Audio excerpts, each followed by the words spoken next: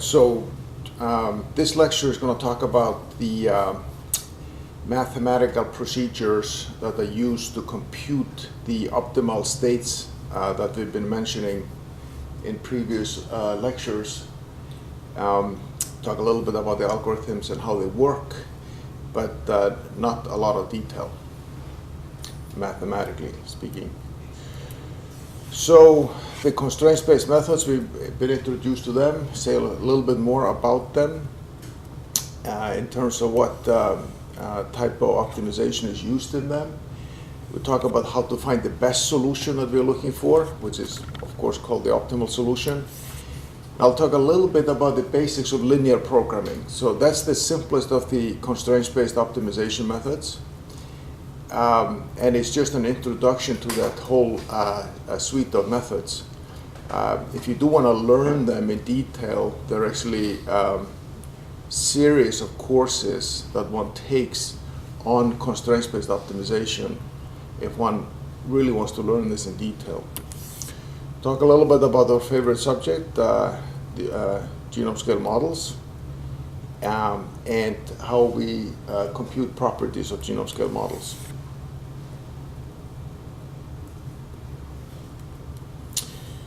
Okay, so the COBRA methods, here's a slide we've seen before. We want to reconstruct networks based on available data, produce what we call in silico cells, and execute the procedure shown on the bottom left. And it's going to be the last of these three icons that we're going to be talking about now, namely how do we find that dot in the solution space that is in an open blue color in this slide. Okay, so here's an image of the first few COBRA methods published that we've seen before, and I'm going to talk now a little bit about these in more detail. So the most popular of these methods is called FBA, or flux balance analysis, and that is what we think of as a biased method because we state an objective that I'm going to show you in a moment. I'm going to show you in a moment how that's stated. And we pursue the best set of solutions within the solution space that meet that objective. And this is in contrast to the two other methods we talked about that are unbiased, finding the extreme pathways or sampling a solution space, where we are looking at all the possible solutions and analyzing them. Here we're only looking for a subset of them. All right, so this we have seen before in previous lectures. So let's move on past that and talk about a few types of optimization methods. So first there is linear programming, and that's illustrated in the icon there to the top left.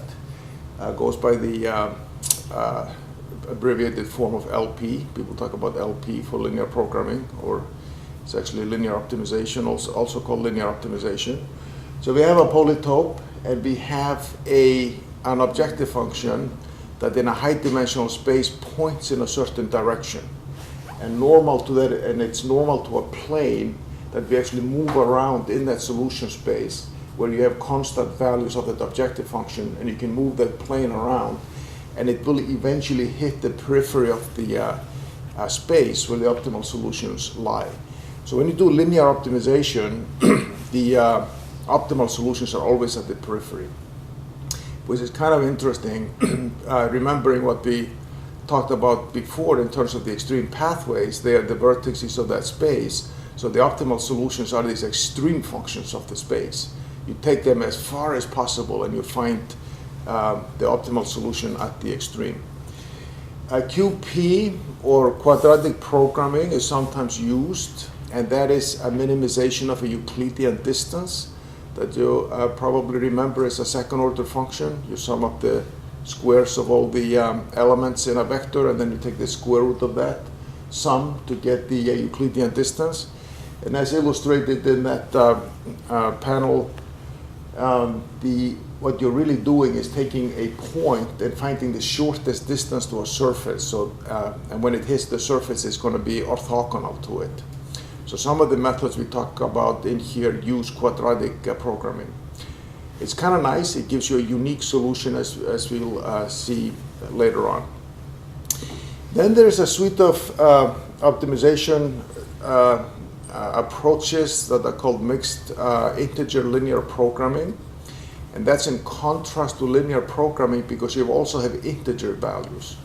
In the LP image shown above, all the values are continuous. They can take on a whole spectrum of different values.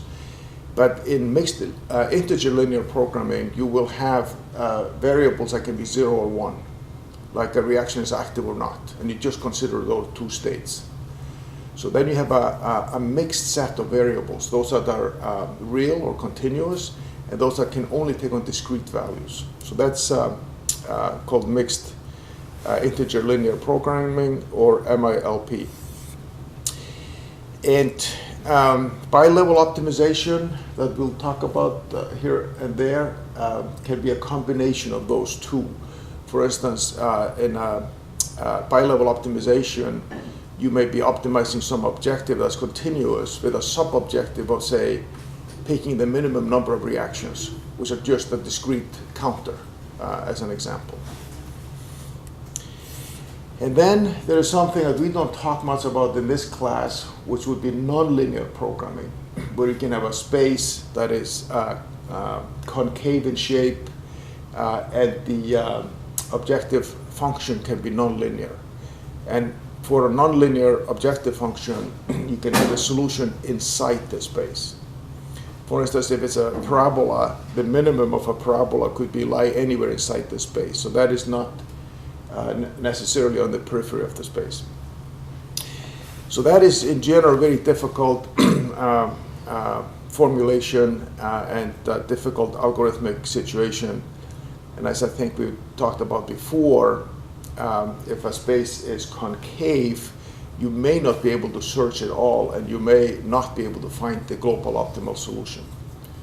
So you can't guarantee finding the optimal solution, whereas in the other methods shown, you can.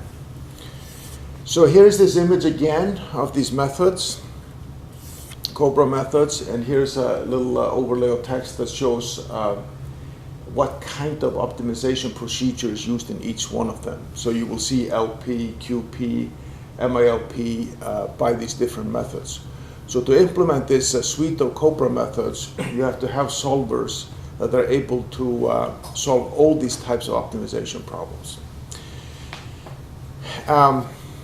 We may mention on a case-by-case basis as we go through the applications and so forth how different problems are formulated and solved using one of these methods. But they're all deployed in one way or another across the family of COBRA methods. Okay, so we're going to talk only about LP in here. That's the simplest of all the methods, just linear programming. And like that quote to Jens Nielsen states, it's all about the fluxes. We have to find the flux vector that balances the network or meets certain criteria. Okay, so let's just briefly take a look at this slide to introduce the idea of an optimal flux state. So we talked about this simple flux split here earlier in the class. I think in the lecture on pathways, where we found two acceptable pathways through that map. That's a topological characterization. Now, if you want a particular solution, like this one that's shown over here, we can pick that out of a range of allowable solutions. So here is a flux map, a particular functional state that shows that all the flux that comes into the system goes through the upper branch and out, and nothing goes through the lower branch. So this is the solution to an optimization problem where I have tried to optimize the flux through V2, which is the flux into that upper pathway, if you will. And the constraints are that there is one flux unit flowing in. So the optimization problem just shuttles all that flux through the upper route, because that's the best you can do. All right, so this is a slide we also showed earlier, but it's good to remind ourselves that we have a solution space that is filled with candidate solutions, and we're looking for the best solution.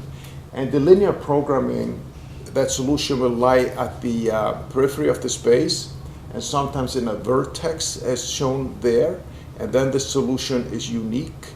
But very often a line or a surface of this polytope will have equivalent solutions in it. So we'll see that here in a moment, that you can get a series or families of solutions that all have the same value for the objective. It doesn't have to be a unique solution. Okay, so the search for the best solution here is based on linear programming. It is a very simple algorithm to implement. Once you set up your equations and the constraints, specify the objective function, you can put this into a command in MATLAB or Mathematica, and it will execute the optimization for you. As we talked about, some of the Cobra methods are now executed in IPython, and the same thing is true there.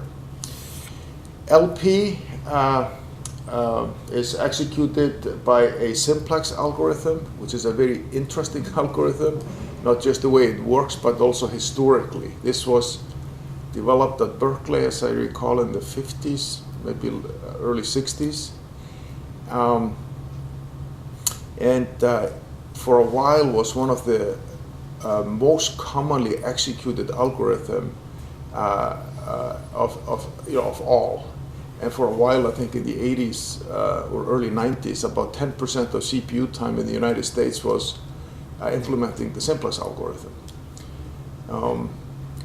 And this, of course, generated a lot of interests in algorithms. You still see today that people want to develop that magical algorithm that solves a class of problems that will impact the lives of many people. I guess the Google search algorithm is one such example. I used to tell the story about how this was actually came about.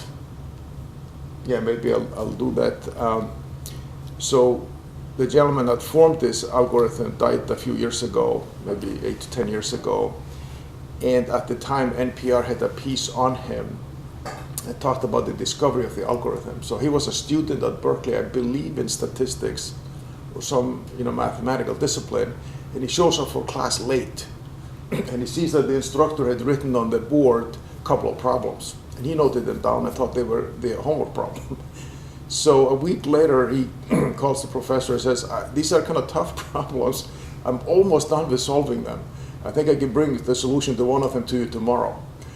And the guy says, the teacher says, these weren't homework problems. These are the outstanding issues in this field. If you solved them, you've done something really big. And it turned out he actually solved both of the problems, as the story goes. And one of them led to this simplex algorithm. So maybe if some of you show up late for class, I should leave some challenging questions on the board, see what happens. Okay, so to execute any optimization, you have to state what your criteria for what is good or what is best, what you want to find. And that is done in the form of an objective function that we're not going to talk about. I mentioned this earlier. The objective functions can represent the driver behind distal causation in biology if you think you know what the selection pressure on an organism is. But objective functions can be used for many, many other purposes, as we'll talk about. So let's go through some of the classes of objectives. The first one would be these physiologically meaningful objectives. Like you may be studying the mitochondria and its metabolism, and you think it's there to make as much ATP as possible. So you can study the optimal ATP generation capabilities of the mitochondria. The maximum growth objective function is the one that's very heavily used especially when you're studying microorganisms. That, at least in some circumstances, seem to want to maximize their growth. Conversely, in nutritionally poor environments where survival may depend on having rare elements available, and in most natural environments, phosphate and nitrogen is limiting. So you could formulate objective functions around how you optimally scavenge those and store them. minimum ROS production seems to be a very important objective for many cells, particularly mammalian cells. So when you look at data now for cancer cells, for instance, in culture, you try to see which objective function fits the behavior the best. In many cases, you find out that their metabolic states are consistent with minimizing ROS production. And this is, of course, typically in the mitochondria. And I think, as we've talked about before, the mitochondrial DNA suffers random damage from ROS species formed in the ETS. And the DNA repair mechanisms in mitochondria are not as sophisticated as in the nucleus. So errors or damage to mitochondrial DNA accumulates with age. And some people say that you're just as old as the DNA in your mitochondria. But that's one of the major drivers for the aging process. Another objective stated there, does photosynthesis, the photosynthetic apparatus, work in such a way that it maximizes photon capture and conversion into stored energy in the cell. Try to waste no photon, in other words. So those are physiologically meaningful objectives as examples. And you can probably state many more if you think about what an organism that you're studying is trying to do, or a tissue type or a cell type.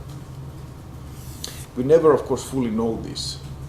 I mean, you have to infer them. If you have a wild type cell that is doing something, you may or may not know what it is trying to optimize.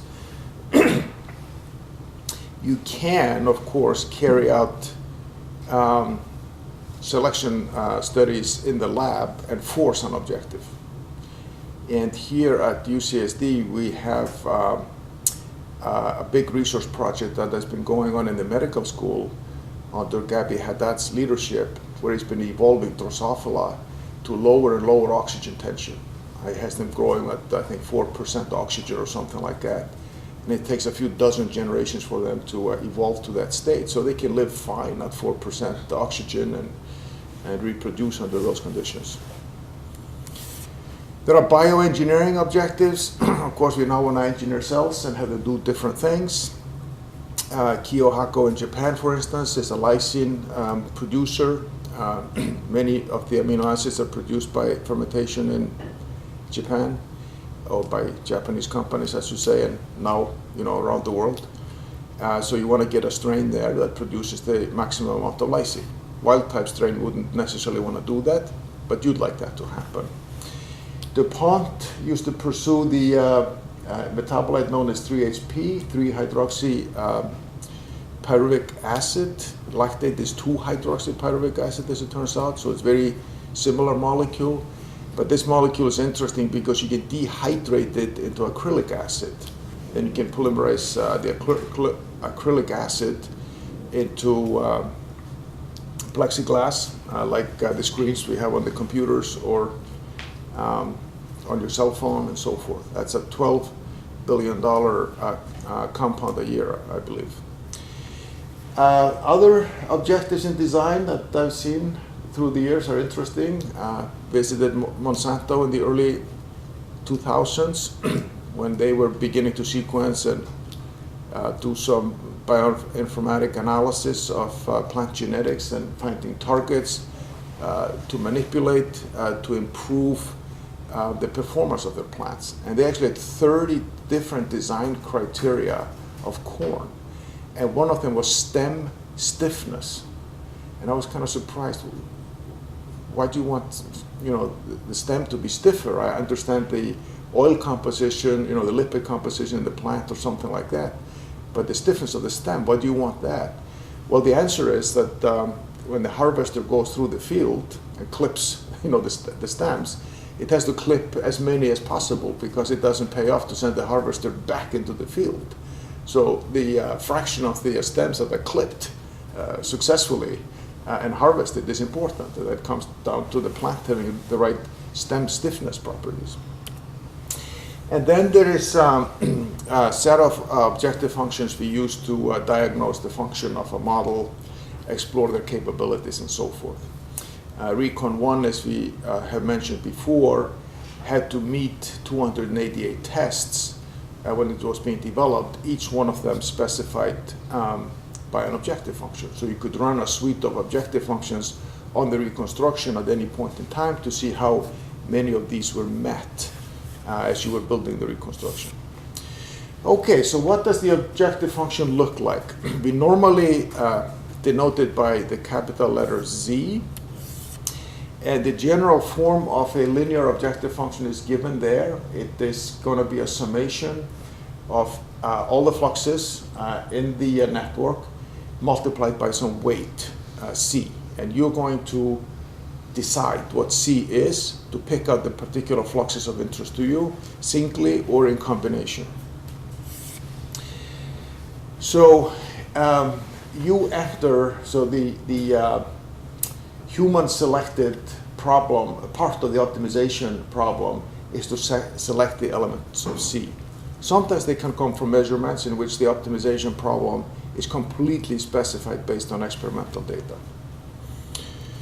So let's talk about some commonly executed optimization problems. So one is the optimization of growth rates. So in this case, we have to take a network, a metabolic network, like shown in panel A. And it has to be able to produce all the components of the biomass in a balanced fashion. You state your equations, which are based on data, as we talked about, the stoichiometric matrix, any constraints on it. You can then actually go and measure the biomass composition of your cell to see what metabolism has to do to produce a new cell. For instance, you can isolate the protein, which is normally 55% of the dry cell mass, and you can hydrolyze that into the amino acids, so you can find out what ratios of amino acids your organism has to make, and you can then use those numbers to formulate an objective function, because the composition of the biomass gets converted into these numbers C that are in the objective function. And this particular objective function, of course, is widely used, and we will talk about it in much more detail later on. What is shown on the bottom is often a prelude in terms of testing a network to see if it can ultimately satisfy all the biomass requirements. And that is to make sure that all the 12 biosynthetic precursor molecules can be made by a reconstruction. It may not be complete, the reconstruction at any given point in time, but at least you know, before you build in the biosynthetic pathways, that the key substrates of the organism have to be able to make these key biosynthetic precursors. So it's not something you do along the way in building a model. And the way we simulate growth in the core E. coli model is the production of these biosynthetic precursors in certain ratios that are consistent with the biomass composition. Okay, so just a little introduction to objective functions. We'll talk much more about them later on. So let's also then go briefly through linear programming, what the core concepts are and how this works. So as we talked about many times, first you have to formulate the solution space, and we form equations like this: the flux balances for a steady state, capacity constraints, any information you have on the inputs and the outputs. And if I haven't mentioned it before, the B sub i's are the boundary fluxes, and V sub i's are the internal fluxes. And the boundary fluxes are special because they, of course, come across the system's boundary. And if it's a physical boundary, you can often measure these numbers. So the B sub i's are often known. And then you have to state your objective function, which has this general form, as I stated. Then you have to specify whatever the values, the numerical values for the C coefficients are, and then you search your solution space. So for the optimization problem I started out with in the beginning, shown in the top left, the C vector for that, there are 6 fluxes in there, might be shown at the bottom, where you have zeros on every flux except you have 1 on flux number 2. And so your objective function just becomes V2, and then you optimize that. And then you find that solution. Okay, so let's drill a little bit more into this. Let's look at this problem slightly differently. You have these two parallel pathways after that split. Let's say that one of them is an ATP generating process and the other one is a redox generating process. Here we formulate the solution space as shown in panel B. So basically the flux balance here is one equation.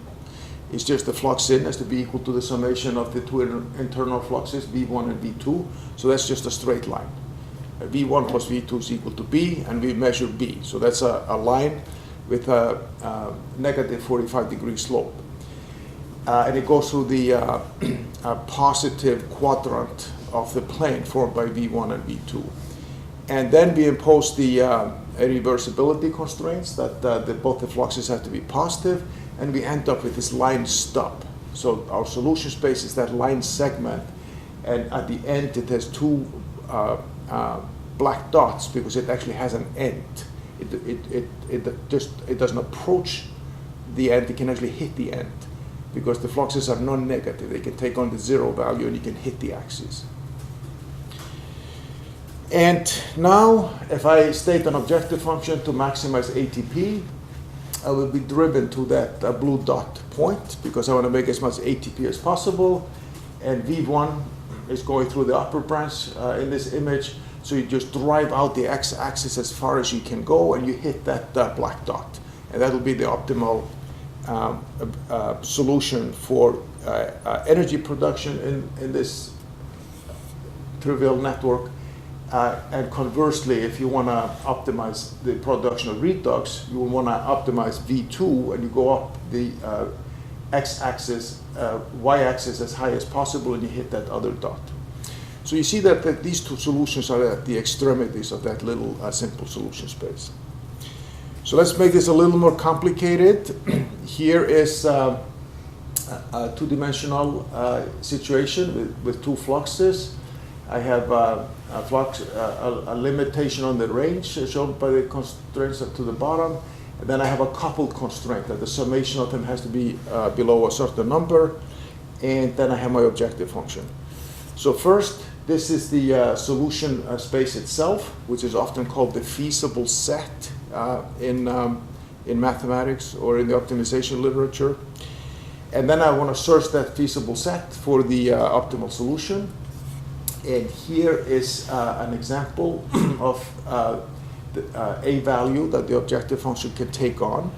So if I put that z equal to 1500, I actually define a line that is shown by that dashed line.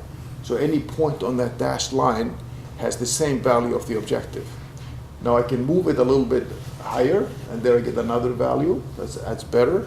If I move it further yet, I can move this up to 2100. And if I go past 2100, I will leave the space.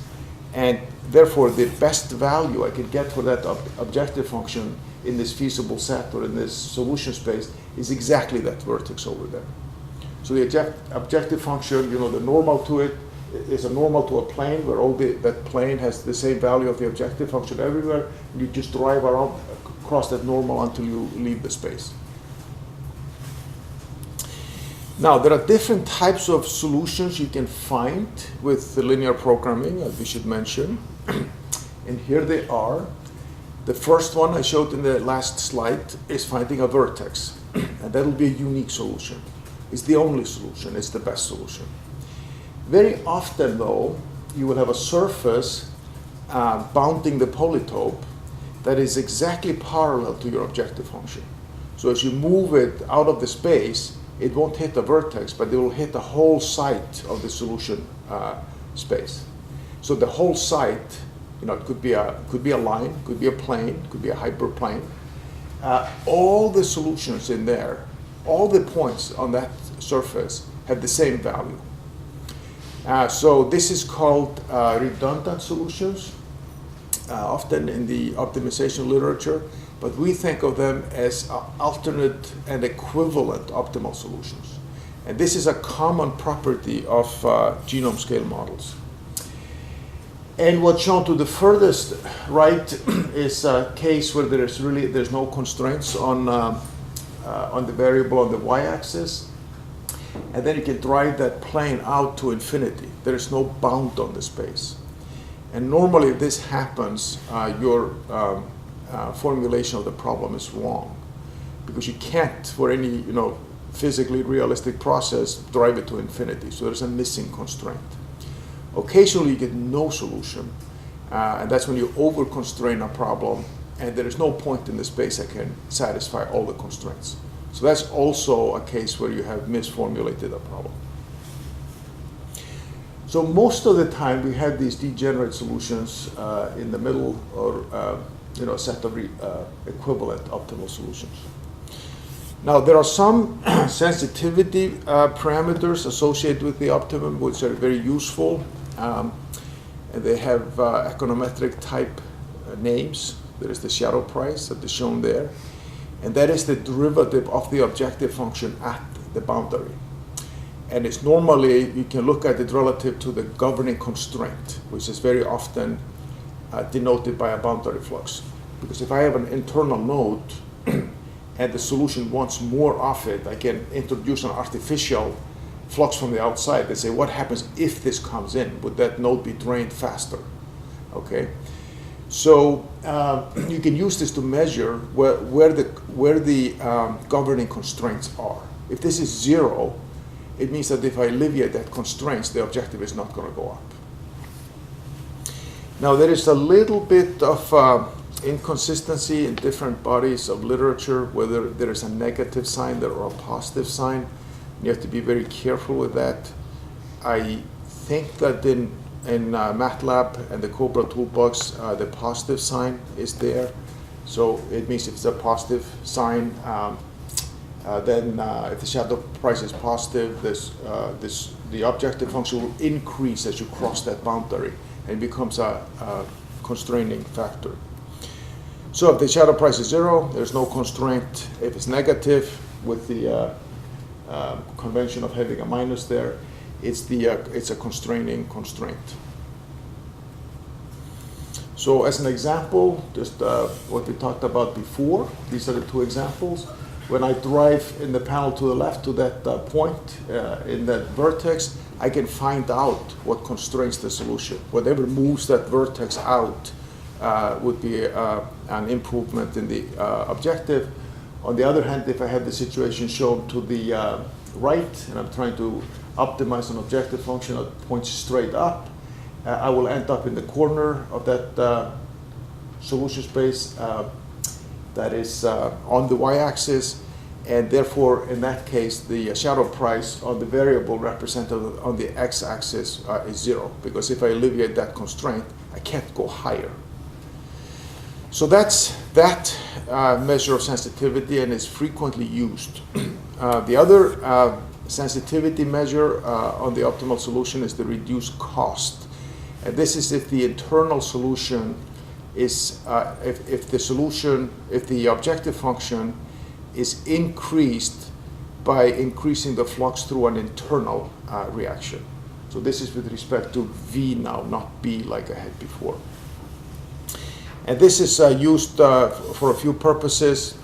For instance, if you have a reduced cost of a reaction that is 0, increasing it is not going to change the value of the objective function. This can be used to analyze the alternate equivalent solutions, because I can be varying a flux, and if the objective function doesn't change and it's at its maximum, that flux can vary in that space of alternate optimal solutions, because it doesn't change the objective.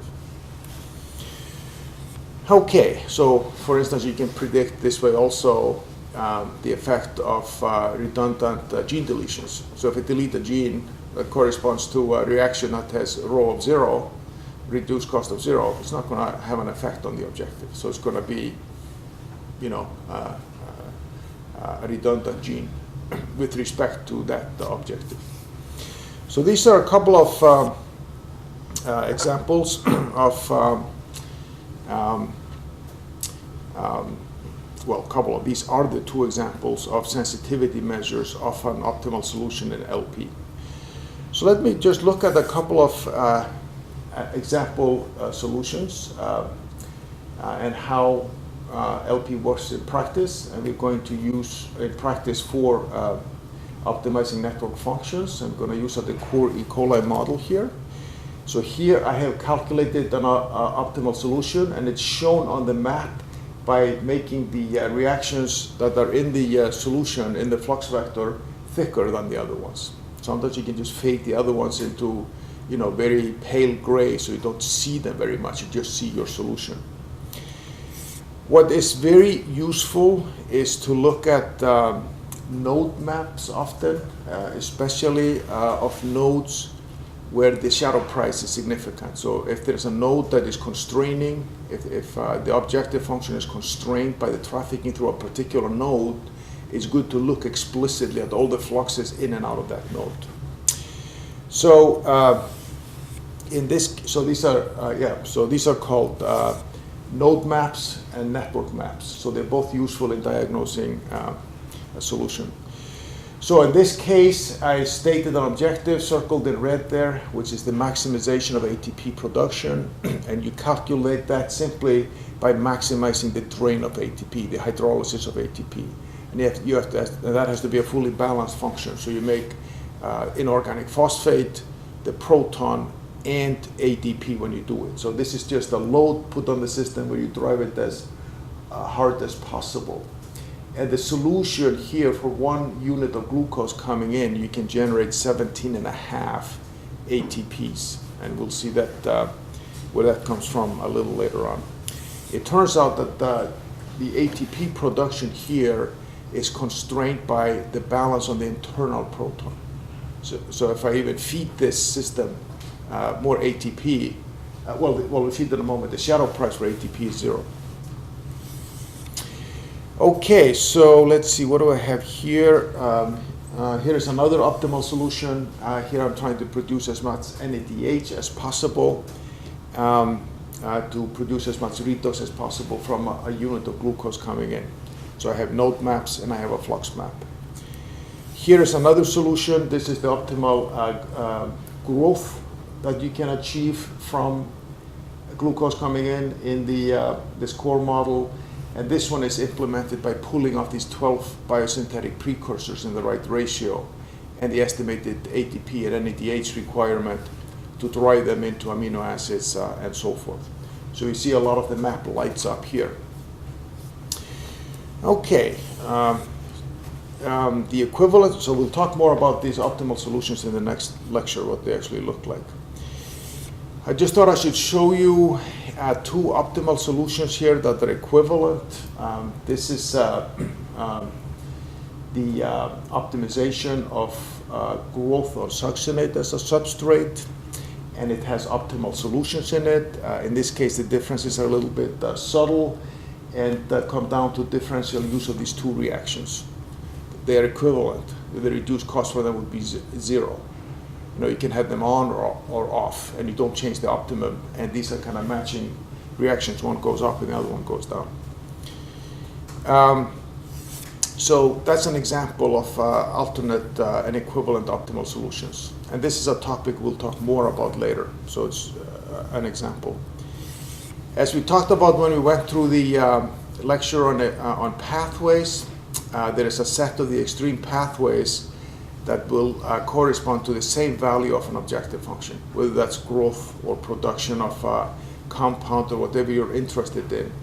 And it's sometimes useful to know how many extreme pathways have the equivalent optimal solution, because it gives you information about a subspace on the surface of your polytope and some of its properties. Okay, so genome scale models. I want to say a little bit more about their formulation now. So this is, I believe, 12 steps, 9 steps here instead of the 4 steps I had in the overall diagram. So we have reconstruction, formulation of the stoichiometric matrix that we are familiar with, drawing the system's boundary, imposition of all the constraints, and we're going to talk more about constraints and how to impose them. We got a little overview of them last time, so you can state all your constraints, then the solution space, and then you solve, and you find your optimal solution. Now, there is a lot of questions you can answer by formulating simple optimization problems. And these are clippings from a table that's at the end of this chapter in the book. And it shows you what kind of questions you can answer and what kind of optimization problems are used to solve them. As you know, some models are heavily used. And this is a summary of some years ago of all the studies done in E. coli. And what is done here on top is a list of publications that have addressed a particular problem, gap filling problem, metabolic engineering problem, optimal growth rate problem, a set of questions from that table on the previous slide. And the rows in this table represent the different COBRA methods, and the red dots, just you fill them in depending on which method each paper used. So you can see there are many questions to be asked, and there are many different many different COBRA methods that can be deployed to answer them. And that was for E. coli. There is another review cited in there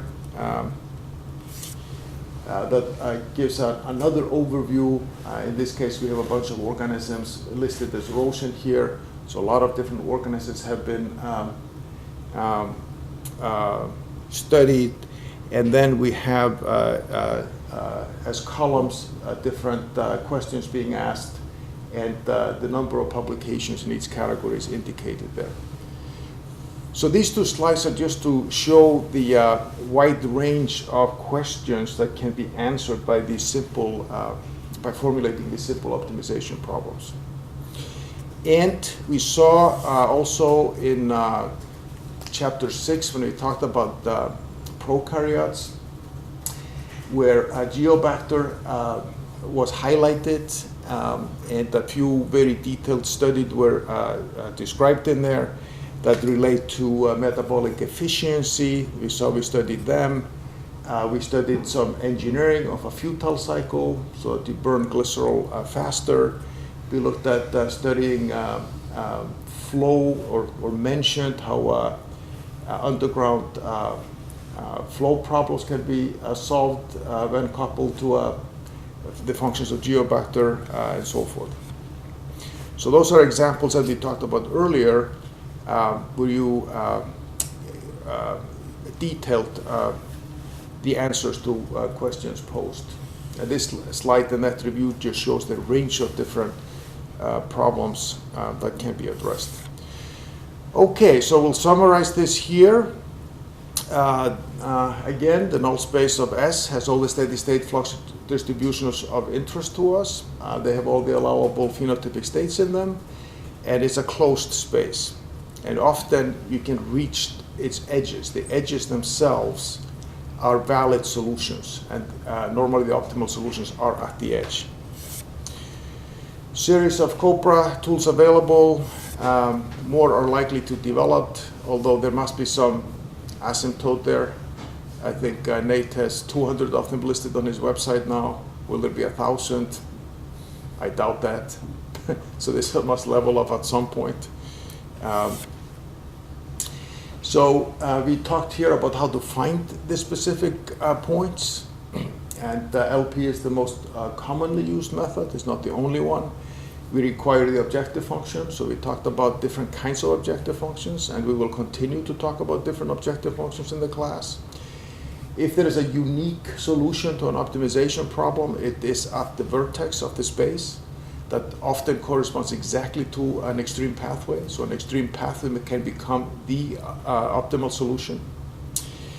The equivalent optimal solutions are found on a surface on the solution space, and that is really a subspace, of course, of a lower dimension, but we can study the contents of that space, and we'll talk a little bit more about that.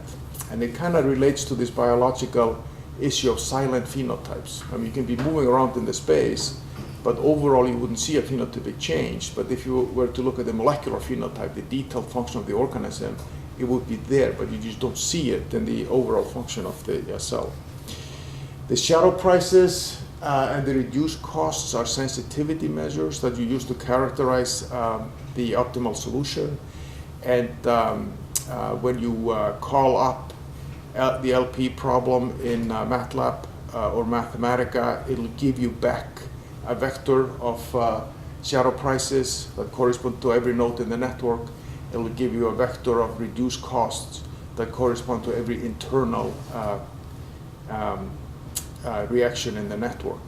Nobody really has mapped those clearly onto a network map, which would be nice. These variables are nice to be able to visualize because they tell you a lot about that optimal solution.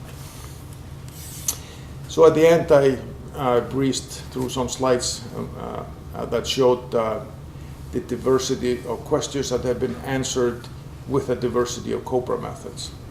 And that topic is what we will detail in part 4 of the class, where we go into some of these tables and pick out a class of questions and talk about them in detail. So that is a brief introduction to how we do optimization, just highlighting linear programming. But as I indicated earlier in this lecture, there is a whole suite of constraint-based optimization methods that are deployed in the COBRA field, and many of them are implemented in the COBRA toolbox.